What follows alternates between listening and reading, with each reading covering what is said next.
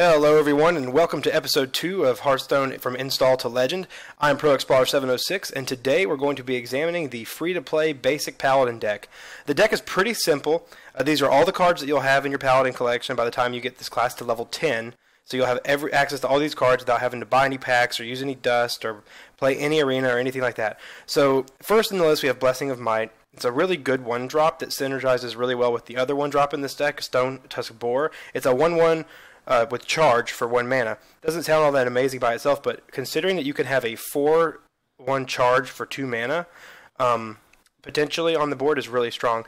Next we have the Acidic Swamp Ooze. It can be a good 2-drop just in general. 3/2 for 2 is like fair stats is what we consider that. You have to also consider the Battlecry effect, destroying your opponent's weapon in weapon classes such as Paladin, Rogue, Warrior, and Hunter. It can be a very valuable effect as well. Bloodfin Raptor is just another decent 2-drop. It's tempo-oriented because it has 3 attack and 2 health. Raid Leader is really good in this deck because of our hero power that we have with Paladin. It's called Reinforce. It's a 2 mana ability, and it's summon a 1/1 Silverhand Recruit. So we're going to have potentially a lot of little guys on the board. So creatures like Raid Leader and Stormwind Champion, for example, that buff our other creatures up. We can have a lot of little guys and then make them more valuable with those cards. So they synergize really well together. We have Razorfin Hunter, just a good 3-drop. It's a 2/3, but you summon a 1/1 boar as well, so you have a good value there. Shattered Sun Cleric is just one of the staple cards that you'll see in this series. That, along with Swamp Ooze and Bloodfin Raptor, really. Those are just good, solid cards that you're going to have early on. True Silver Champion is probably one of the best cards in Paladin, in my opinion. It's a 4-drop weapon, 4/2. Whenever your hero attacks, restore 2 health to it. That can be a really useful ability, both for clearing the board and maintaining your tempo, and just for healing and having that extra damage as well. Blessing of Kings, again, goes along with the concept of buffing up our little guys. It's a 4-drop, give a minion +4/+4. So you can make a 1/1 of 5/5 the turn after you play it if it sticks, or summon it with your ability. Next is Consecration. It's our only real way of AoE clear to really desecrate our opponent's board. Chillwind Yeti, best 4-drop in the game as far as neutral minions are concerned. 4-drop 4/5 is very strong. Shieldmaster, a 4-drop 3/5 with taunt, very good for protecting your weaker minions, and just a solid body. Frostwolf Overlord again, or Warlord rather, synergizes so well with the fact that we're going to have a lot of creatures on the board because it gains +1/+1 for each other friendly minion on the battlefield when you play it. So you have a big board develop. It's by turn 5. And turn 5 comes, you play Overlord with 3 creatures on the board, and you have a 7/7 for 5 mana. Excellent value. Boulder Fist Ogre, just a good 6-drop body for sure. And then you have Stormwind Champion, like I went over earlier, beef up our little guys. So we have my friend Eli here with us today. He's going to play the deck for us. He's a relatively new Hearthstone player, hasn't played a ton, and he can give you an idea of I'm going to be coaching him, but watching him play against other people will give you an idea of how the deck is supposed to work. Alright guys, in game 1 we're going to be going up against a mage. Like I said earlier, we have my friend Eli here. He's going to be piloting the deck with my guidance. Right off the bat, this is not a very strong opening hand. We don't have any of our early game stuff, which is not ideal. So we're just going to go ahead and mulligan this entire hand away. We'll see what we draw into. We definitely want something... Okay, again, this is not a great opening hand by any means, so we're going to go ahead and just pass this turn over. Obviously, we have nothing to do. You have a lot of late game stuff.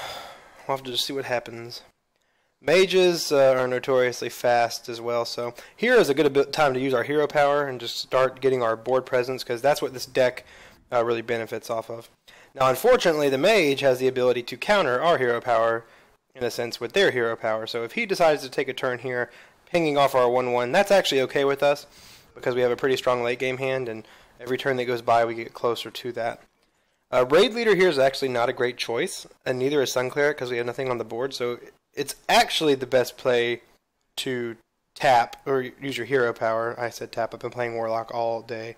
And then just pass the turn, so we don't really care about buffing it right now because he's probably just going to ping it again, but again, that's okay with us because he's wasting turns essentially. We have a good late game. Okay, so he's going to play a Wolf Rider and hit our face, which is really not ideal for him.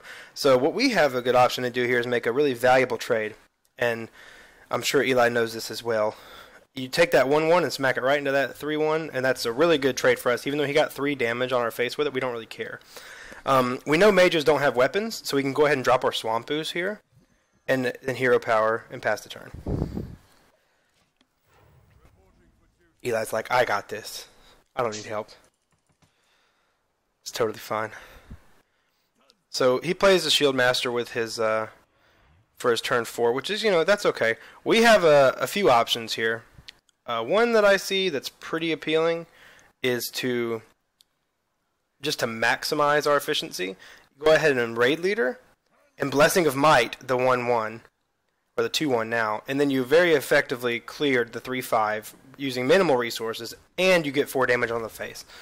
This is that concept of tempo when you're clearing their board while getting in damage onto their face, which is pretty important. Now he still has the coin, I believe. He does. Okay, so he still has the coin. We'll have to see if he decides to coin out a big 6-drop. We're going to get our 6-drop off as well if he does. So it's really not that big of an issue. He has quite a few cards in hand. We have a fair amount, and we have a much better board than him.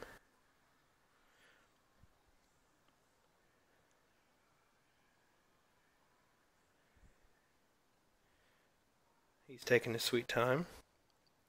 Nothing wrong with that. This game takes some thought sometimes. Okay, we're going to BM a little. Nothing wrong with that. Sometimes you got to throw out the BM. Because he drops a Snapjaw. It's a big old 2/7. He's going to get some trade potential out of that for sure, just because we don't have much we can do about it. Oh, Arcane Missiles could be bad for us. Okay, that was actually the best that could have gone for us, probably. So you have a few options here. My favorite one is just to go ahead and drop the Boulder Fist Ogre and get that really big body that he cannot obviously deal with on the board, and then just go face with everything. Because we can keep pressure on. We're not really worried about his 2/7. He's gonna want to trade that, and so we want to let him make the trade in that case. So just dropping the 6-drop is not bad at all. I think we got DC'd for a second there. Just play your 6-drop and go face with everything else. Yeah. Yeah. He can't hear me.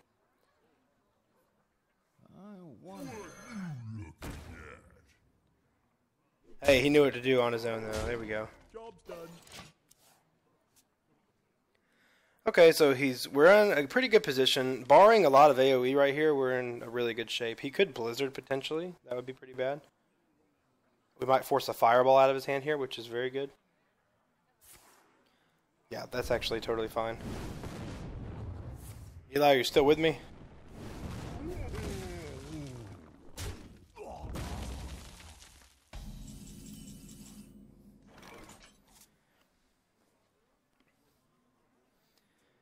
Okay, I'm going to type what play to make to him, just in case he cannot hear me.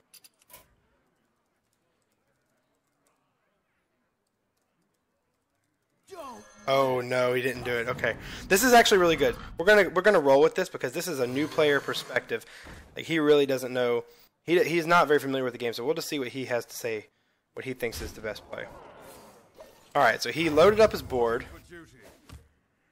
Definitely not bad, but it is overextending into the Flame Strike. And if he says well played, that means he might have it. He seems pretty confident, but he could be saying well played because we have so many minions, he just has no way of dealing with them. Who knows?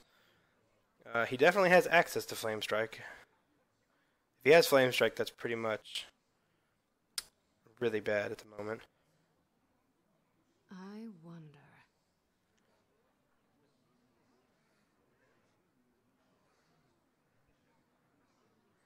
The play that I was considering last turn was double Sun Cleric, Blessing of Might, then go straight face. He did not have the AoE, so Stormwind Champion is going to get a lot of value here. I hope you like my invention. I am telling him Stormwind Champion face, so I have to.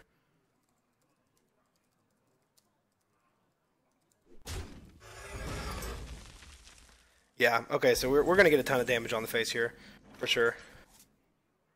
Behold the might of Yeah, he's about to take so much damage. Yeah, Blessing of Might, for sure. Just to maximize the damage potential this turn. We're basically, this is called all-inning. We're going to do, he's going to be at 3 health, I believe.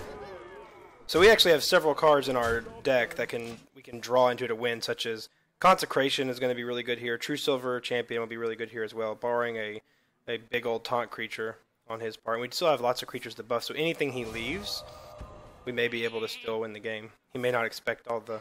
Ooh, that was really good for him. There's that AoE we were talking about. This deck is very susceptible to AoE for sure. So he still has his big 6/7, which is, you know, it's okay. We have 10 mana available to us in 2 turns. We could drop all of this. But again, like I said, True Silver Champion just wins the game straight up. We did not get it. So what I would probably do here is double Tazdingo.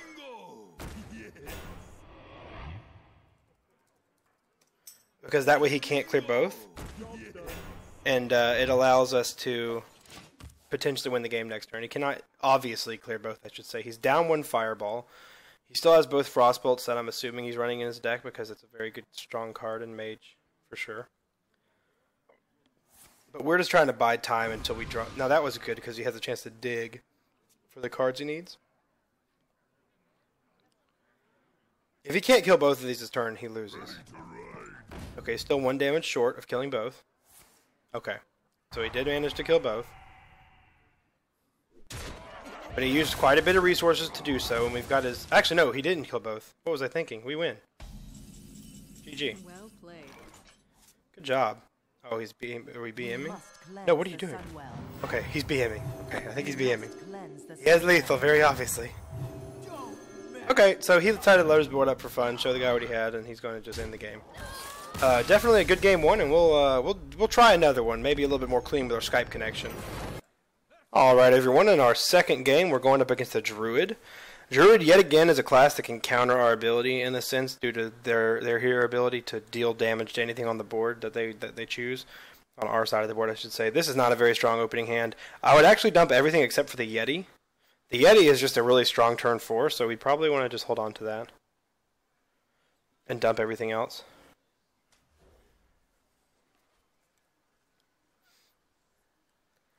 Okay, so we have a good... Oh, we have the coin here, so our turn 3 and our turn 4 plays are excellent already. So if we have to turn 2 just hero power, that's actually totally fine. So nothing to do here. Let's pass it over. But the double Yeti, the turn 3, turn 4 Yeti is a very strong play. Gets us 2 huge bodies on the board that we can trade with. They usually... The reason Yeti's so good... And I mentioned this in the last episode of this series, it usually draws a 2-for-1 trade in a lot of cases. And that's extremely valuable, especially if we could get 2 of those, that'd be great. So it's a little bit of a slow hand. Turn 2, we don't have anything better to do than to just hero power. But I think it's worth it because we have so much steam going into turn 3 and 4. And then if somehow we can get the Yeti to stick a 6/6... If both Yetis stick, a 6/6 Frostwolf Warlord is fantastic. So he's going to wild growth here and ramp up. That's one thing that the Druid class does really well, is get their big minions out early. So we're going to coin Yeti here, and we're just going to keep the pressure up. It actually allows us to maintain a 1/1, which could be very beneficial to us later on.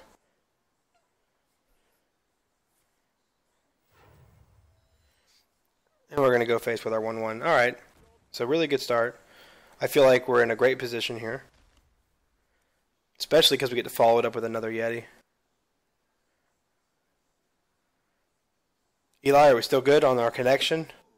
Uh-huh. Okay, excellent. Okay, now this is actually really good. We're going to get a good trade here. We're going to play our other Yeti.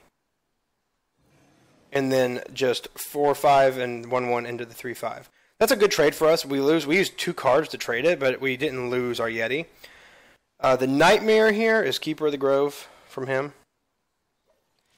To kill off the Yeti and get a 2/4 developed on the board. That's not great for us. Even a 5/5 Frostwolf is not that bad. So we may still do that. Okay, so we are going to get to our 6/6 Frostwolf, which is just great. It's really great. I would play the Frostwolf Overlord here. It's tempting to consecrate, but that's a really good board. Now, actually, here it's risky. It gives him a really good swipe if we trade this turn, but he can just do it on his turn anyway. So I might actually use both Yetis to kill the 4/6, and just pray he doesn't have swipe. It's a sort of risky play in a sense, but if he doesn't have swipe, it was a great play.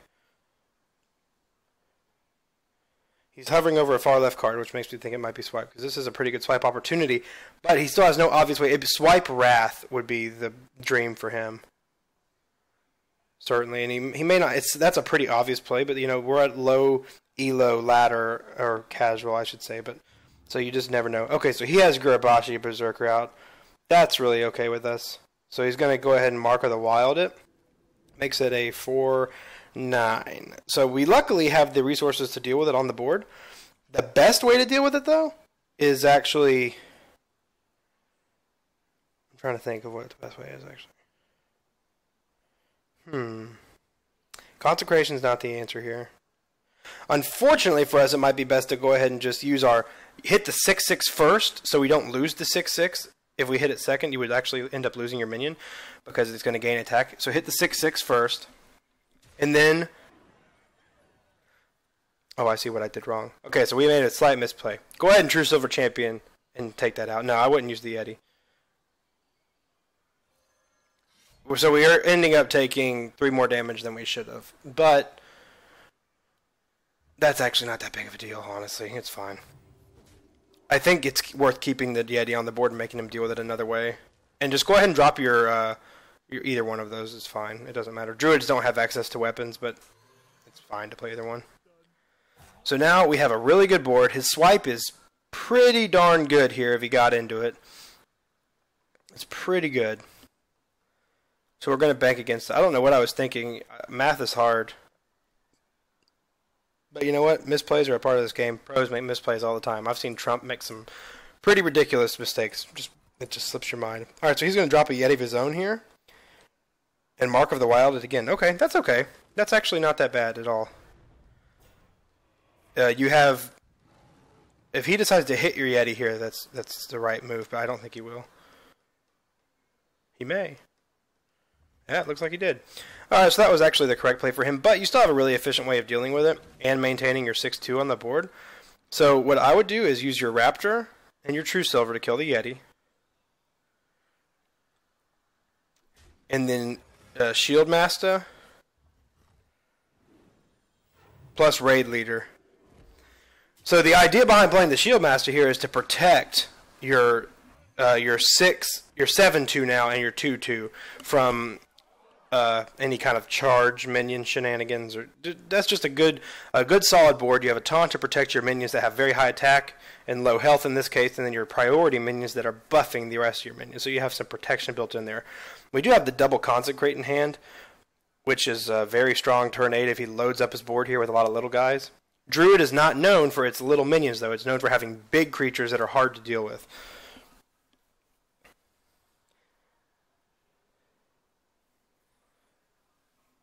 So the potential for their late game to be really difficult is very real. That's actually fine with us. Now this is going to sound kind of funny, but double Consecrate... No, kill the... Yeah, you double Consecrate, doesn't matter. Swing with your 7 and your 4 to face first, before you double Consecrate. Okay, now double Consecrate, and hit his face and win. GG. That burst. No one expects the 4 damage. And then you hit the face with the 2/2, obviously, and you win. That is indeed lethal. Okay, guys, so I hope you enjoyed this video. Give you a good idea of how to make a semi-competitive deck to start laddering up with or playing casual with your friends and show them you kind of have an idea of what you're talking about in this game. If you liked it, please subscribe to our channel and please check out HearthstoneChampion.com. We are hosting a lot of really cool streamers on there that are starting out. We can help them grow if we go give them some love over on their channels. And check out the store. We have our new coaching service live now. And thanks again for watching this video.